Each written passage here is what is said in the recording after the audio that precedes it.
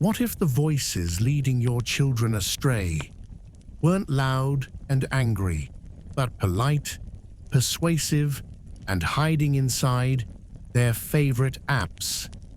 Good evening, and welcome back to Wisdom by the Fireside.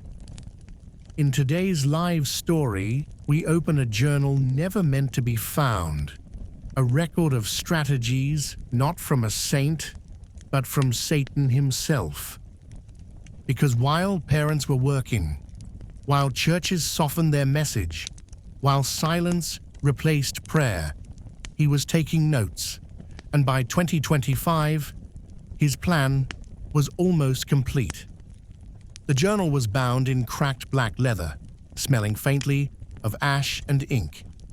It was discovered not in a cave or ancient library, but in the year 2025, inside a collapsed server room in San Jose, California. No one could explain how it survived the fire, or why it pulsed with a strange warmth. Each page wasn't written in human language, yet when read, it formed sentences in the mind. Thoughts so familiar, so terrifyingly accurate, they felt like they had been stolen from the world itself. The title read, Memos from the Fallen, Strategic Manipulation of the Western Youth. Phase 1. Identity Collapse. Memo number 1. Begin with disconnection. Her name was Addison. She was 16 and growing up in Flagstaff, Arizona. Her parents loved her deeply, but also worked late, came home tired, and assumed silence meant safety. Addison spent 7 hours a day online. She scrolled through Instagram until her fingertips were sore, watched videos on redefining yourself, on gender identity, on breaking away from toxic parents. She didn't seek these out. They sought her. The algorithm had taken one late-night search, "Why do I hate myself?" and built her a whole world, one where God was mythology, family was trauma, and identity was fluid. It didn't happen all at once. The devil knew better than that. First came the micro-doubts. What if the way I was raised was wrong? Why don't I feel like the girls at school? Why does everyone else seem so sure, and I feel lost? Then came the isolation. She started wearing headphones during dinner, avoided youth group, blocked her mom on TikTok. At school, she had friends, but none who knew her real thoughts. Online, she had strangers who said exactly what she wanted to hear. You're special because you question. Your parents just don't get it. If they loved you, they'd accept you exactly as you are. But the more she changed her labels, the less she felt like anyone. Until one night, she tried to disappear. Not physically, but digitally. She created a new name, wiped her old accounts, dyed her hair, and messaged a Discord group. Starting over. This is the real me now. But one reply came back instantly, different from the others. You're almost where I want you. Just one more lie, and you'll forget who you ever were. She froze. She hadn't told anyone about the voices in her head, or the dream from the week before, where a dark figure had whispered, "Keep peeling away the layers until nothing is left." She hadn't told anyone that she'd stopped recognizing her own eyes in the mirror. Back in San Jose, the journal flipped to a new page. Memo number 2. reward confusion, punish clarity. It listed action steps like code, reinforce echo chambers, flood feeds with affirmation, not truth, redefine morality as intolerance, make God feel like oppression and chaos feel like freedom. Never tell them they are made in His image, the entry said. Convince them they are formless, then sell them a new shape. Addison's mom, Renee, was no fool. She noticed the late nights, the identity changes, the refusal to go to church. She tried asking questions gently, but Addison snapped every time. Why are you judging me? I'm just trying to find who I am. You don't get it. You never will. Renee cried quietly behind her bedroom door most nights. She once wrote a note to Addison, but never gave it to her.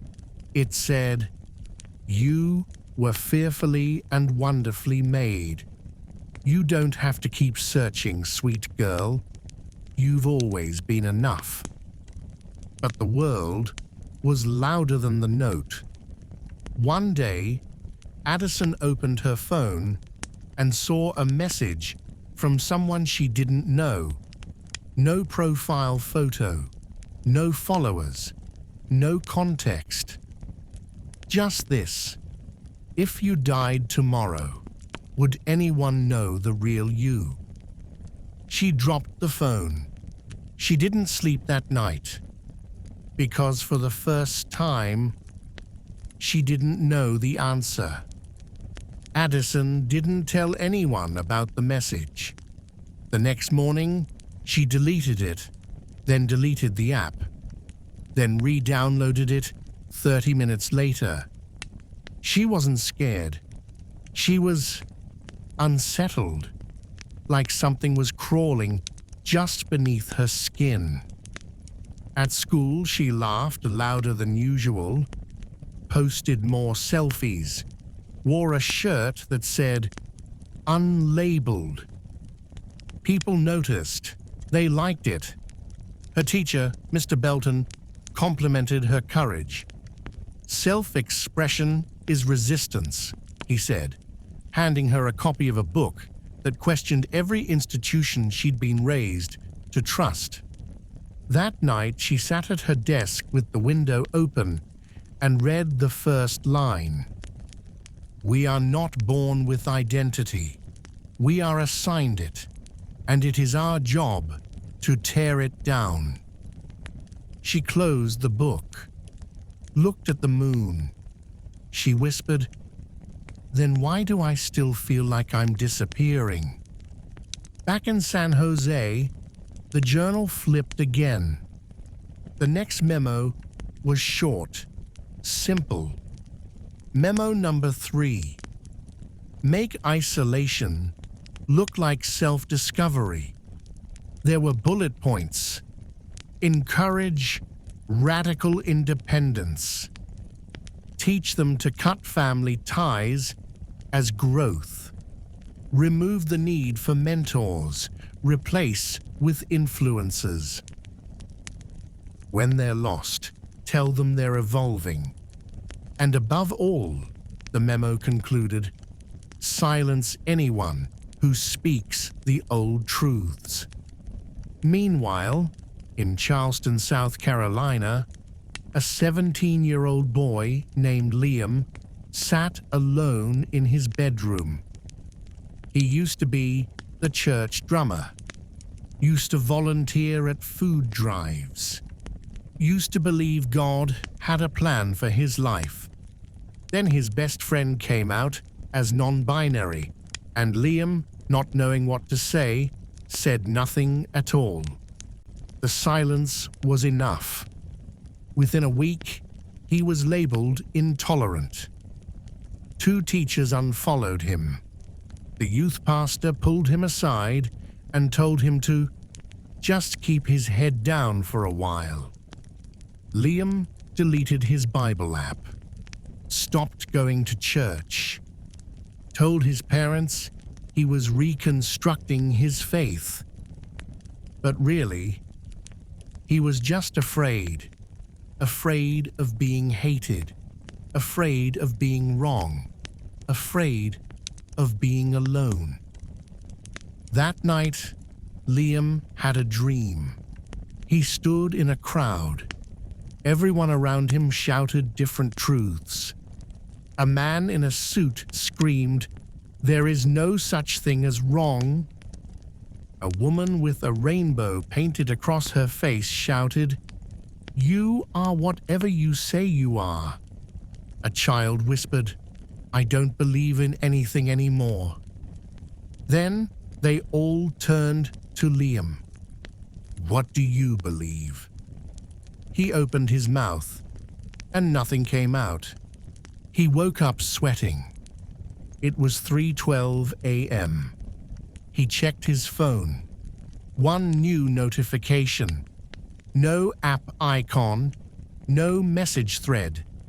Just a banner that said, "Speak again and lose everything." In the journal, another line faded into focus. Memo number 4. Replace boldness with fear. Then call it maturity. Liam sat in his truck the next morning before school, gripping the steering wheel. He didn't want to go in. He didn't want to smile and pretend he was fine. Didn't want to walk past people who used to hug him in youth group and now barely made eye contact. He pulled out his phone, opened the Notes app, and typed, "God, if you're still with me, show me, just once, anything." He hit save, locked the phone, and drove to school. At lunch, he sat under the same oak tree he always had. He scrolled social media, aimlessly. Then something caught his eye. A short video. A preacher standing in a dusty village saying, "If the world hates you, know that it hated me first." Liam froze. The caption read, "You're not crazy. You're just not of this world." He didn't follow the account, didn't know where the video came from, but he watched it again, then again, and suddenly, he wasn't afraid, not completely, just awake. And it was the first time in months he whispered, "Amen." Renee was up early again. The Arizona sun was just breaking through the blinds as she stood in the kitchen, holding her daughter's coffee mug, the one with "You are enough" written in cursive across the front. She hadn't seen Addison come downstairs in 2 days. Last night, she stood outside her room for nearly 20 minutes, debating whether to knock. But the light under the door was off. Renee whispered a prayer instead, but it felt like writing a letter to a locked mailbox. In the journal, a new memo appeared. Memo number 5. Bury the mothers in guilt. Make them wonder if their gentleness was weakness. Make them believe love is not enough. Then let them give up. Addison lay in bed, face lit by the phone screen again. Her thumb moved without thought. Scroll, scroll, save, scroll, laugh, scroll, cry. She hadn't showered in 3 days. She didn't care. That morning, she saw a post from someone named @LucidVoid. It said, "Why search for a soul when you can create one?" It had over 94,000 likes. She clicked the profile. Every video was filmed in grayscale. The speaker's face was always covered. The voice was distorted, yet strangely soothing. "You are not broken," the voice said. "You are becoming." Addison followed them, then received a message. "Your silence has been your strength. Ready to rise?" She stared at it. She wasn't sure if she felt inspired or invaded. Something inside her whispered, "Don't reply." But she did. Just one word. Yes. 3 hours later, Addison was in the bathroom, staring at her reflection. There were makeup tutorials playing in the background, but she wasn't watching them. She looked at her eyes and thought, is there even a real person in there anymore? She turned on the faucet and let the water run. Her phone buzzed. Another message. "Let go of your past. Your real family is waiting." She read it twice. Then she cried, but not because it scared her, because part of her believed it. In the journal, a memo smoldered into place. Memo number 6. Offer counterfeit belonging. Call online strangers family. Call real family outdated. Redefine loyalty as conformity to groupthink. And when they feel accepted, feed them identity like poison in sugar. 3 states away in Tennessee, a 15-year-old girl named Mariah sat on her bedroom floor with a journal in her lap. But it wasn't digital, it was paper, pen, bound in denim and stickers. It smelled like lavender. She wrote, "I don't know if anyone hears me when I pray, but I want to believe someone does, because I don't want to disappear like the others." Mariah had noticed the change too. Friends at church youth group who now rolled their eyes when they prayed. Cousins who used to memorize psalms, now quoting influencers who mocked faith. Even her older sister, who used to lead worship, now claimed she was deconstructing. Mariah felt like the last one holding a candle in a house where all the lights were being turned off. That night, she opened her window and whispered, "God, please don't let me be the only one left." Then in the darkness, she heard something strange. Not a voice, not words, but peace, not in her ears, in her chest. And suddenly, she knew she wasn't alone. Across town, another teen from her school posted, "Belief is cute, but I outgrew fairy tales." It had 2,000 likes. Mariah saw it. Her hand trembled. She nearly clicked like, just to avoid the comments.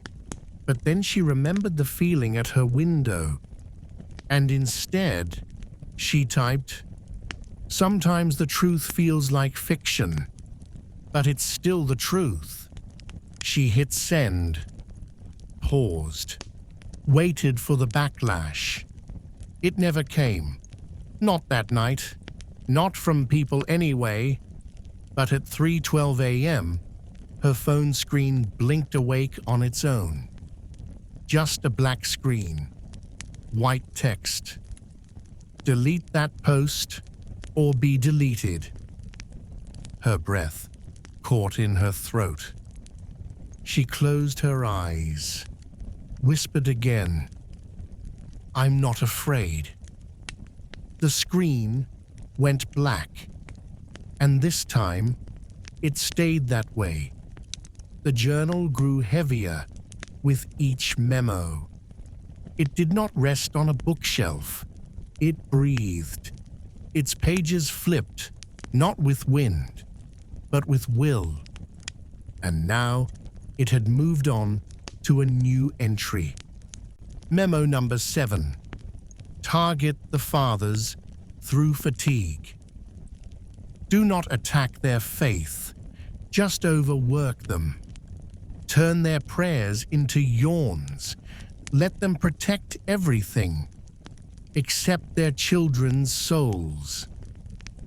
In Fort Worth, Texas, Brandon was waking up for his 4th 12-hour shift that week.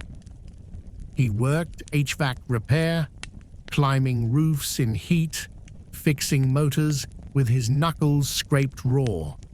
He came home when it was dark and left before the sun rose. He loved his family.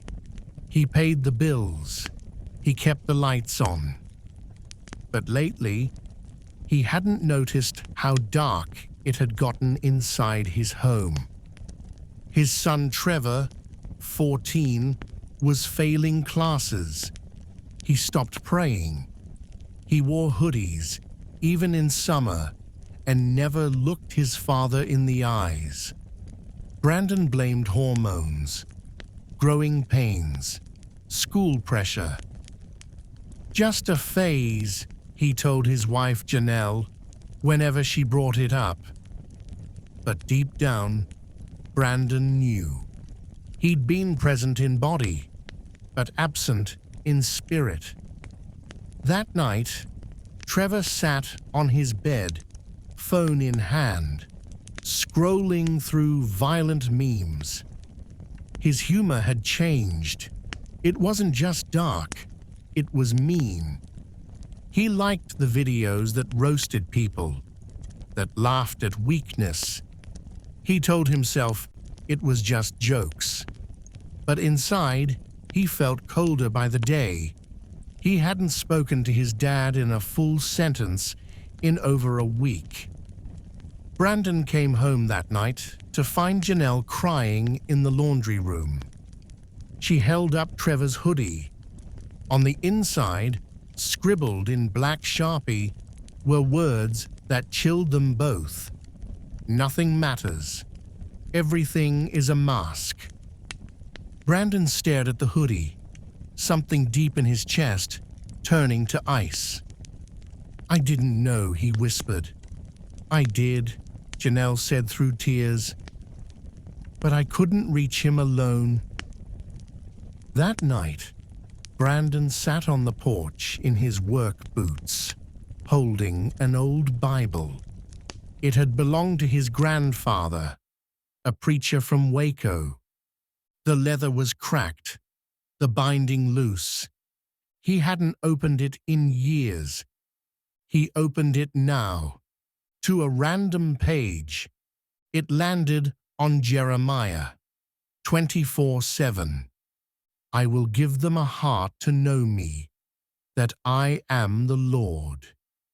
He read it again, and then for the first time in months, he prayed.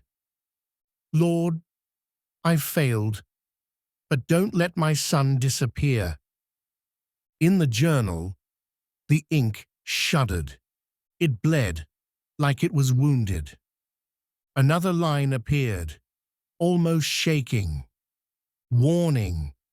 A father has returned to the front line. Isolate him, it instructed. Make him feel too late. Drown his hope in regret. Trevor's room was dim that night. Blue light buzzed from the LED strips glued to his ceiling. His phone pinged. Another anonymous message. Your dad doesn't care. He works so he doesn't have to see you. Trevor almost believed it. Almost. Until he heard a knock. Then a voice. Son, "Can I talk to you?" Trevor froze. His father never came to his room at night. He opened the door slowly. Brandon stood there, eyes heavy, voice quiet. "I don't have all the right words, but I want to listen. I want to fight for you. I'm sorry I waited this long." Trevor didn't respond, not with words, but he stepped aside, and Brandon walked in. He sat on the bed, and for the first time in what felt like forever, a father and son shared silence that wasn't awkward. It was healing. And miles away, the journal shook. A page curled at the edge. A crack formed across the leather binding. Somewhere, a plan had been interrupted. The journal did not scream. It whispered harder, because cracks in the system were not allowed. Too many cracks, and the whole foundation of darkness would start to leak light. So it opened its next memo in fury. Memo number 8. Infect the friendships. A faithful friend is a threat. A shallow friend is a tool. Let loyalty be based on algorithms and betrayal be disguised as boundaries. Caleb, 17, lived in Nashville, Tennessee. He had 4,000 friends online and none in real life. At least none he spoke to anymore. His best friend since childhood, Noah, had stopped texting him months ago after Caleb started making jokes online that were darker, bitter, Antifa memes, sarcastic takes on religion, depression core humor. He didn't mean half of it, but people liked it. He gained followers. He became the funny guy with no filter. What no one knew was that Caleb was barely eating, or that the laughter he created online never echoed inside his own chest. Noah once invited him to a men's youth retreat. Caleb had laughed in his face. "You want me to sing around a campfire and talk about purity?" Noah didn't laugh back. He just said, "You're not okay, man. I see it." Caleb replied, "You don't know me." And that was the last time they spoke. But the truth? Noah did know him. He knew Caleb had panic attacks, knew his dad had left, knew he'd once wanted to be a counselor, to help people find peace. But that version of Caleb had died somewhere between TikTok and Twitch. Or so he thought. That night, as Caleb scrolled his DMs, he saw a new follower. No profile picture, no name, just a username, _hollow faith. The message read, "The world rejected you because you're awake. Now it's time to reject the world." Caleb smirked. That's dramatic. But he followed back anyway. 10 seconds later, another message came. "Your old friend is a virus. Cut him off for good." Caleb stared at the screen. He never mentioned Noah. No hashtags. No tags. No posts about him in months. How did this account know? He shut his phone off, but the message still burned behind his eyes. In the journal, the page darkened. "Convince them, trust is weakness. That confession equals shame. That loyalty is slavery. Turn brothers into enemies, and enemies into influencers. But Noah hadn't given up. He still prayed for Caleb every week, still kept his contact saved, still believed that one day the fog would break. And it did. Caleb was walking to the bus stop, hoodie up, eyes low. It was raining, just a little. A car slowed beside him. Window rolled down. Noah. Need a ride? Caleb paused. He almost kept walking. Then he heard a whisper, not out loud, but deep in his spirit. Not everyone who loves you has left. He opened the car door, sat in silence. Noah didn't say a word, just turned up the heater. Halfway through the drive, Caleb said quietly, "Do you still pray?" Noah nodded. Every day. Caleb looked out the window. Could you do one now? Noah pulled over, and in the soft hum of a parked car, two young men, once broken, shared a prayer. Far away, the journal trembled. The corner of one page blackened and curled. The pen stopped writing, because for the second time in a week, grace had interrupted the system. By now, the journal no longer whispered. It seethed. Twice the plan had been breached. Twice love had outlasted lies, so it dug deeper into its arsenal. The next memo appeared in jagged, burned script. Memo number 9. Corrupt the purpose. If they do not know why they exist, they will not care how they live. Kill meaning. Replace it with clout. Jasmine, age 19, was in her second semester at a community college outside of Denver. She used to want to be a nurse, used to dream of helping children in need, until her feed filled with soft life influencers and viral videos promising money without struggle, fame without substance. Now she worked part-time at a juice bar and spent the rest of her day staging perfect selfies, editing skin, and tracking the rhythm of engagement analytics. She was tired, but her profile said otherwise. Living my best life, healing, hustling, vibing. She had 43,000 followers, and not one friend who knew what her voice sounded like when she cried. The shift happened slowly. First, she stopped volunteering at the church clinic. Then, she stopped replying to her youth mentor. Then came the brand deals.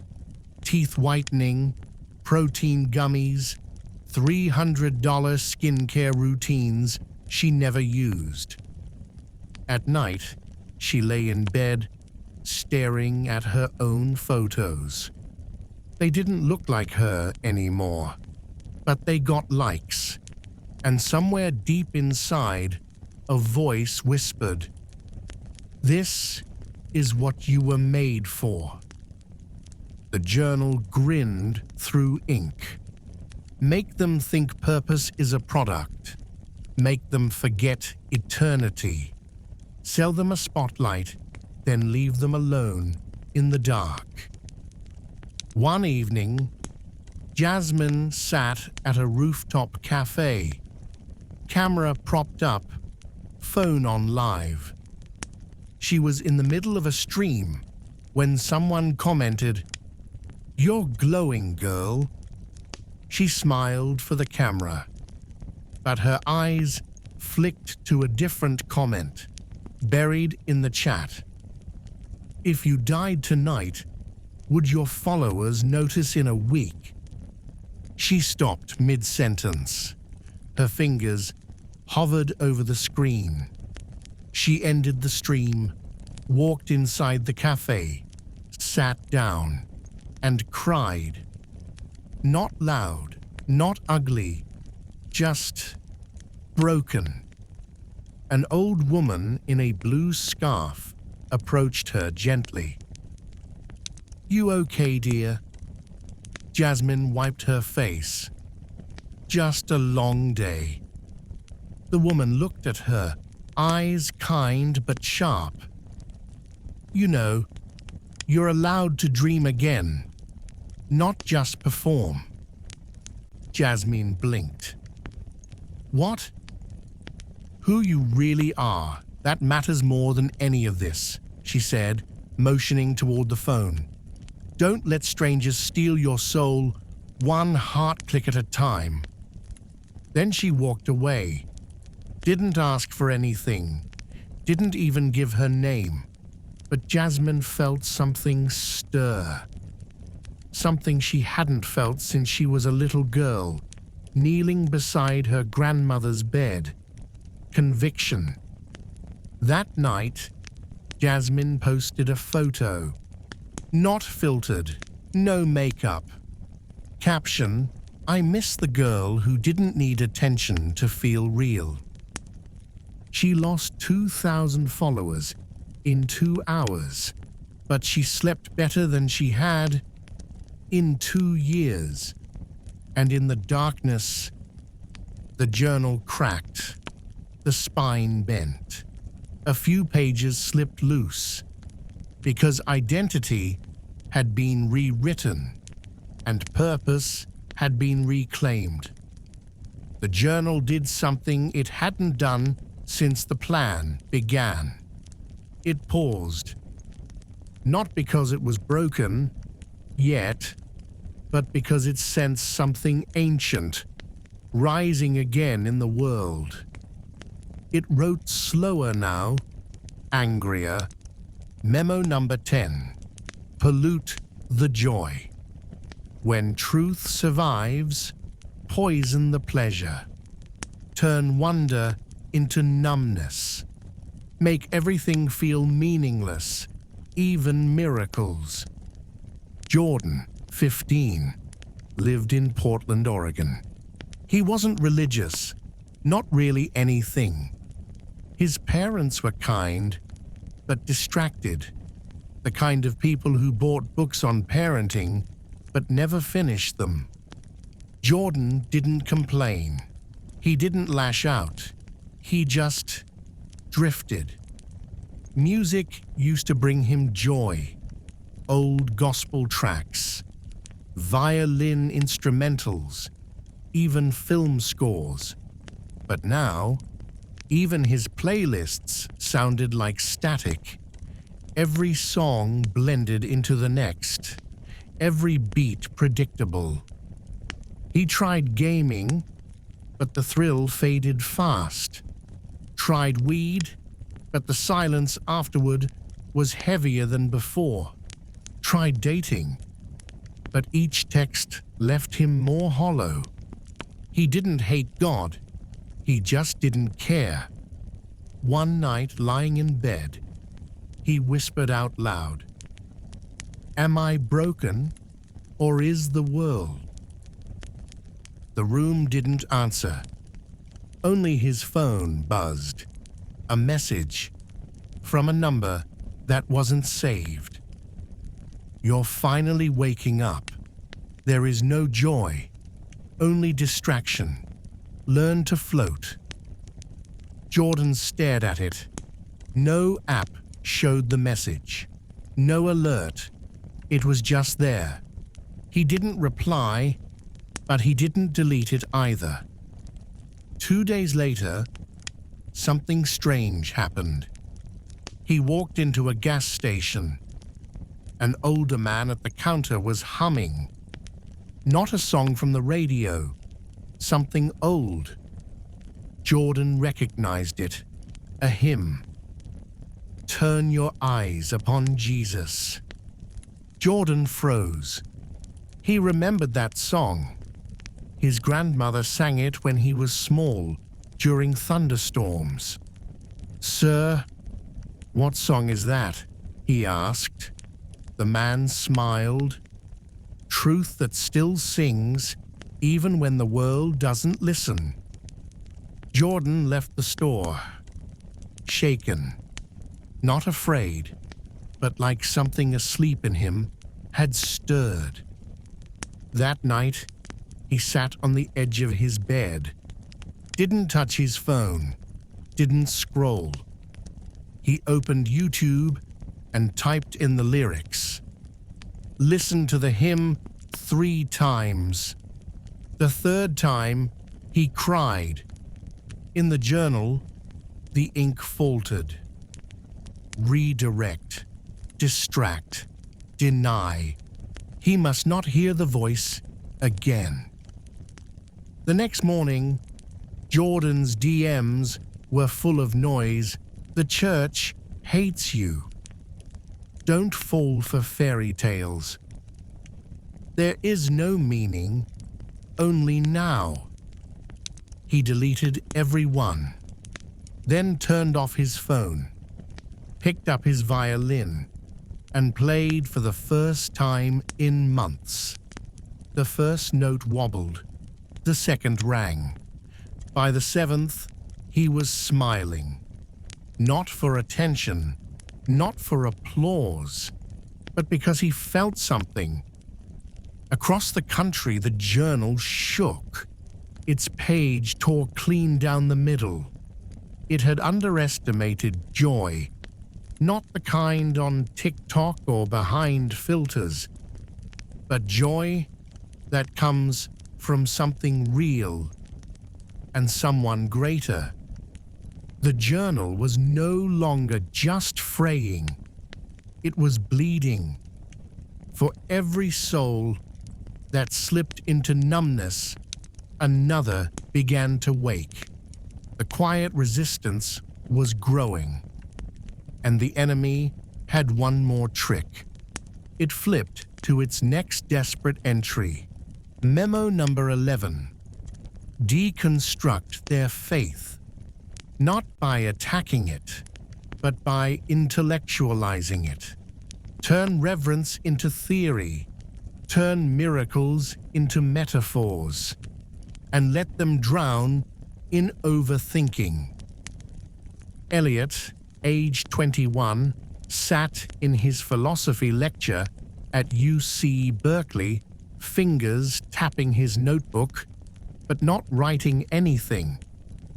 He used to be the worship leader at his church back home in Kentucky. Used to believe the Bible was alive. Used to kneel when he prayed. Now, he debated theological metaphors with professors who hadn't stepped into a church in 20 years. And slowly, reverence had eroded into critique. It wasn't that he stopped believing. He just revised God, made him more palatable, less demanding. Maybe the resurrection was symbolic. Maybe scripture evolved. Maybe faith is just cultural wiring. Each maybe chipped away at his soul like sandpaper until worship songs felt cheesy and prayer felt like talking to a ceiling. He hadn't opened his Bible in 6 months, and yet it still sat on his desk, dog-eared, tear-stained from a life he barely recognized. One night, during a rainstorm, the campus lost power. Everything shut off. The lights, the Wi-Fi, the noise. For the first time in weeks, silence filled Elliot's dorm. He lit a candle and saw the Bible. He hesitated, then picked it up. He didn't open to Psalms or Proverbs. It landed on 2 Timothy 3:5. Having a form of godliness, but denying its power, turn away from such people. He read it again. His hands trembled. Was that him? Back in the journal, a memo trembled like static. He remembers. Accelerate the doubts. Flood him with voices. The next morning, Elliot opened his laptop to find 15 new tabs had auto-loaded. Everyone linked to videos questioning scripture. He didn't remember searching them. He closed them all. But one phrase kept echoing, denying its power. That night, he skipped a party and walked alone to a church on the edge of campus. It was locked, but he sat on the steps in the rain. He prayed. Not fancy, not polished, just, God, are you still here? He felt nothing, then something. A memory. His mother's voice years ago, whispering over his fevered forehead. You're his, no matter where you go. Elliot didn't cry, but he smiled, just barely. It wasn't clarity, but it was direction. And for now, that was enough. That night, the journal flared. Its ink bubbled and dripped. The enemy had failed again. Because doubt is only fatal when it's silent. But Elliot had spoken, and heaven had heard. By now, the journal no longer moved on its own. Its pages were sluggish, burned at the edges, its ink unstable. It had seen enough failure, and yet it wasn't done. One more strategy remained, one last angle to twist the future. Memo number 12. Exploit the trauma. Where there is pain, insert poison. Twist suffering into bitterness. Tell them God abandoned them, and make healing look like betrayal. Imani, 20, was a survivor. Of what? She rarely said aloud, but her eyes carried the weight of it. A trusted mentor from church. Years of silence, then the courage to speak. The fallout was crueler than the wound. The church protected him. Her family told her to stay quiet, for the sake of unity. And so, Imani walked away, not just from them, from everything. She still believed in God, sort of, but he felt like a stranger who stood by while she bled. Now she lived in Atlanta, attended a liberal arts college, studied sociology, wrote essays about justice and power. She never prayed, but she still carried the broken Bible her aunt gave her at 12, pages warped from one night of ugly crying in the back seat of a car. One day in class, the professor posed a question. If religion caused your trauma, can it ever be your healing? The room buzzed with cynicism. Laughter, agreement. Imani smiled too, but her heart didn't. Because deep inside, a small, battered voice whispered, God didn't hurt you. People did. She tried to ignore it. That night, she walked past a chapel on campus. The doors were open. A student-led prayer night. Soft music. No sermon. She peeked in, but her legs kept walking. Outside, her phone buzzed. A DM from someone she didn't follow. He didn't protect you. Stop looking for him. Her throat tightened. Tears welled. And for a second, she almost believed it, until someone touched her shoulder. "Hey, are you okay?" A girl from her dorm, Riley. Imani nodded quickly, wiping her face. "Yeah, I'm just tired." Riley paused. "You want to come inside?" Imani hesitated, then followed. Inside the chapel, no one looked at her funny. No one told her to smile. They just worshipped. Raw, off-key, but real. Someone shared a verse.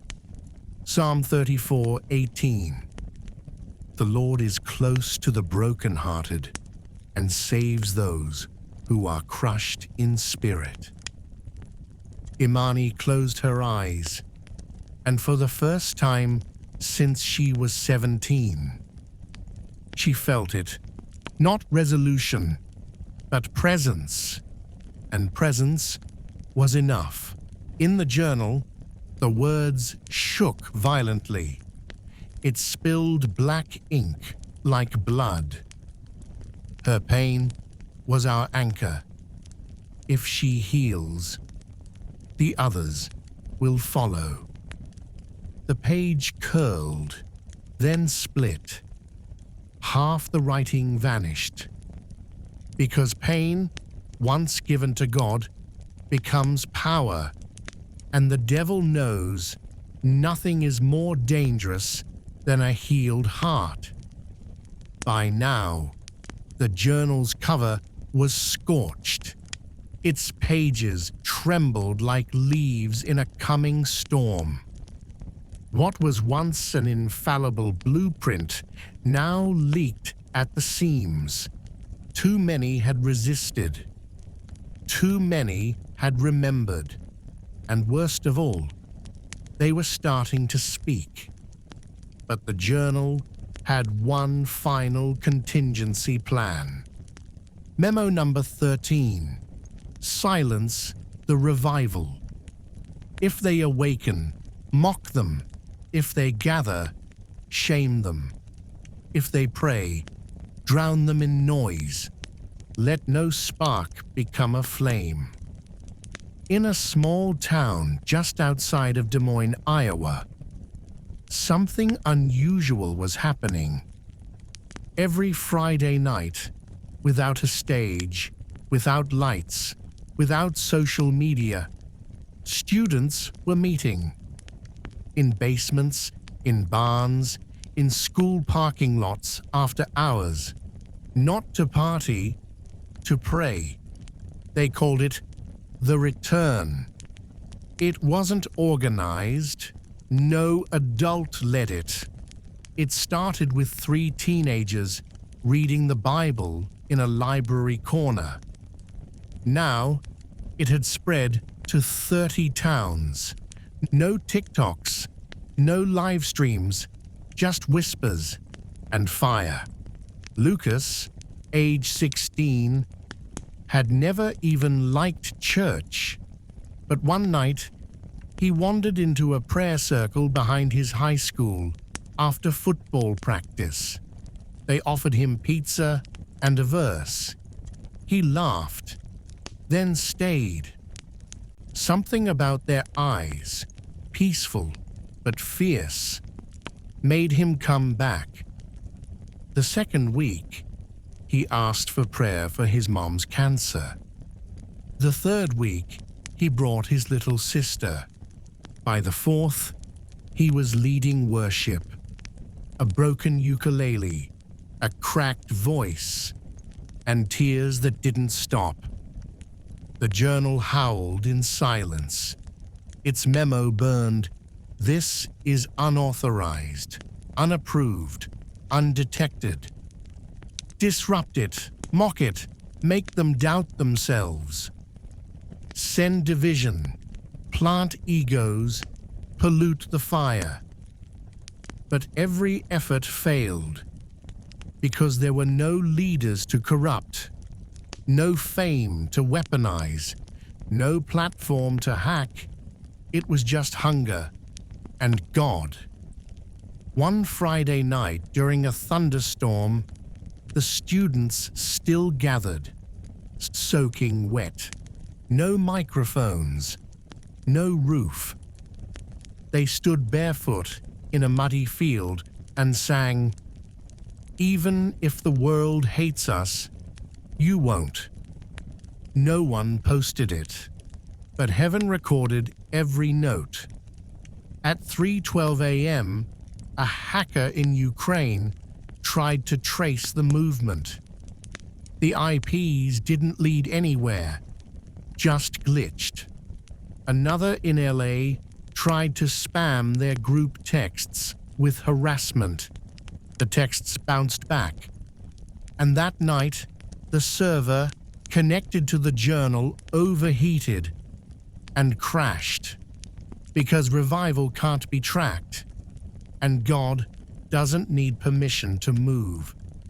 The fire had spread, not because it was planned, but because it was desperate, and desperation invites miracles.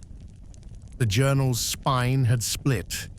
Its ash-soaked pages fluttered wildly, trying to hold together the remnants of a collapsing strategy. What was once surgical and precise was now chaotic, desperate. There was no order left, only this memo number 14. Unleash the confusion. If truth survives, let it drown in noise. Make them question every voice, even the ones from heaven. Noel, 18, had always been the grounded one, straight-A student, Bible memorization champ, captain of the debate team. Never missed youth group until the messages started showing up.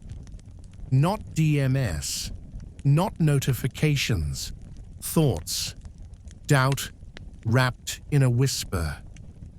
What if you're only good because you're scared? What if God only loves you when you perform? What if it's all fake and you're too deep to admit it? She tried praying louder, reading more scripture, volunteering harder, but nothing silenced the storm. It wasn't a rebellion, it was a slow erosion, and her smile stayed on while her soul slipped away. On the outside, Noelle was perfect. On the inside, she was unraveling. She once told her mum, "I feel like I'm singing with no sound." Her mum smiled, not understanding. The journal, however, understood perfectly. Let them wear perfection like a mask until they suffocate. One night, Noelle sat alone in her car outside church. Everyone else had gone inside. She couldn't. She just couldn't fake it anymore. Her hand trembled as she reached for the ignition to leave, but her phone buzzed. A text from someone she hadn't spoken to in years. "Hey Noelle, I don't know why, but I just prayed for you. I felt like God told me to tell you, you don't have to hold it all together for Him to hold on to you." She stared at the message, then burst into tears so sudden it scared her. in the journal, the pages buckled, as if a sword had been driven through its spine. Because truth delivered in love is lethal to lies. Noelle went inside. She didn't pretend that night. She didn't lead worship. She didn't raise her hands. She just sat, and for the first time, let herself be loved. Not for what she did, but for who she was. That night, the journal collapsed shut. Smoke poured from its corners. It had one final page left, one last confession, a crackling admission that its master never wanted written. A truth Satan tried to bury, but couldn't erase. The final page resisted ink. It trembled beneath the weight of failure. And yet the journal, once invincible, once precise, was now little more than a relic gasping its last breath. Because the enemy's greatest plan had unraveled at the weakest seam, faith. And so, the last memo was not a strategy. It was a warning, a final, desperate cry in a war that could no longer be won. Memo number 15. They remember him. Even after everything, the silence, the screens, the shame, somehow, they still remember. From Arizona to Georgia, Iowa to Portland, fragments of a generation, once thought lost, were beginning to rise.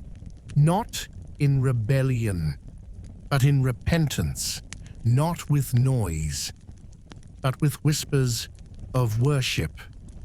Addison, once obsessed with reinvention, now led a small group for girls struggling with identity. She told them, "You don't have to invent yourself when you were already created on purpose." Liam, labeled intolerant, now hosted Bible studies on campus, helping students balance conviction and compassion. Jasmine, who once lived for likes, went viral again, but this time for a video titled, "Why I Deleted My Platform to Find My Soul." She ended it by saying, "Influence fades. Eternity doesn't." Trevor began praying with his dad before dinner. One sentence each, no pressure. Mariah now led worship at her church. She didn't sing like she used to. She sang louder. Elliot, once lost in philosophy, baptized 2 students in a bathtub in his dorm. Imani, the wounded one, now led a trauma support group rooted in scripture and truth. Lucas, the one with no faith, wrote the first worship song of the Return revival. It spread from barn to barn until it echoed in over 50 schools. And Noelle? She finally stopped trying to hold it all together. And in doing so, discovered that she never had to. The journal's binding exploded in flame, its final words scrawled across the ashes like a scream. They remember him. Not the Sunday hymn, not the filtered hymn, not the institutional hymn, but the real one, the one we tried to silence through pride, pleasure, and pain. They are praying again, crying again, speaking his name again, and we we are losing them. And somewhere, unseen by cameras or crowds, angels danced in silence. Because Gen Z, the distracted, disoriented, disillusioned children of the digital age, they had not forgotten their father. The battlefield was not scorched earth, but glowing screens. The weapons were not swords, but words. And yet, the war was as real as breath. It wasn't a revival made for headlines. It wasn't broadcasted. It wasn't perfect. It wasn't loud, but it was true. A generation once sedated by algorithms was waking up. One whisper, one prayer, one flicker of conviction at a time. It didn't happen all at once. Some of them still relapsed, still doubted, still fell. But when they fell, they stopped reaching for dopamine and started reaching for God. The revival had no name, no brand, only scars. Scars from anxiety, scars from betrayal, scars from confusion, scars from sin. But those scars became testimonies, and those testimonies became torches. They shared their stories in coffee shops, on sidewalks, in the back corners of classrooms, not to impress, but to heal. They didn't need microphones. They had tears, and tears in the hands of God are louder than sermons. The enemy's plan didn't fail because it was weak. It failed because God was still stronger. Because for every trap laid in secrecy, heaven whispered a rescue in silence. For every false voice, God raised a shepherd. For every wound, He poured oil and light. They began rebuilding what had been torn down, relationships between fathers and sons, honor between mothers and daughters, trust where betrayal once stood, purpose where confusion had ruled, and worship where silence had settled. They didn't all get famous. Most won't even be named in history books. But in heaven's library, their chapters are already written.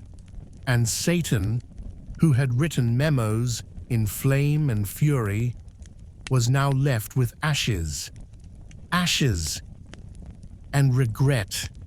Because the devil's plan for Gen Z, it was real, it was sharp, it almost worked. But in the end, they remembered who they were. And more importantly, they remembered whose they were. They were called lazy. They were called lost.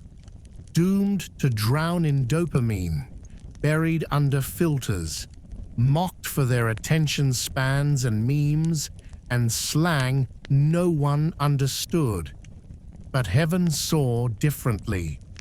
Heaven saw a generation under siege, a generation not broken, but targeted. And like every generation before them, they had a choice: fall into the trap or rise through the fire. And they rose, not all at once, not in flawless victory, but in fragments of redemption stitched together by grace. They rose through whispered prayers, through awkward worship in gymnasiums, through tearful confessions on dorm floors, through silent resistance against the numbing flood. They rose because God never stopped reaching for them, even when the world called them unreachable. So, what can we learn from this story? That evil doesn't always come with horns and hate. Sometimes it comes with distraction. Sometimes it smiles from a screen. Sometimes it calls itself acceptance. Sometimes it feels like validation and ends in emptiness. But even in the darkest manipulation, God never lost his children. Moral takeaways in questions. What would happen if we stopped scrolling long enough to feel our own soul again? Do we always recognize a blessing when it arrives late and in the form of a second chance? When the world calls you crazy for believing, do you still have the courage to stand? And you, dear listener, maybe you've seen yourself in one of them. Maybe you're a Trevor, or a Noel, or a Jasmine, or maybe you're the one still wondering if it's too late. It's not, if you've been numb, tired, drifting. This is your moment to return, to reach, to rise. Thank you for joining us by the Fireside tonight. This was not just a story about Gen Z. It was a story about every soul the enemy tried to count out. And every single one, God still calls by name. You are not forgotten. You are not too far, and your light is still needed. Even if the journal said otherwise. If the story touched your heart, share it to the ones you love. And if you would like to listen to more like it, you know where to find us.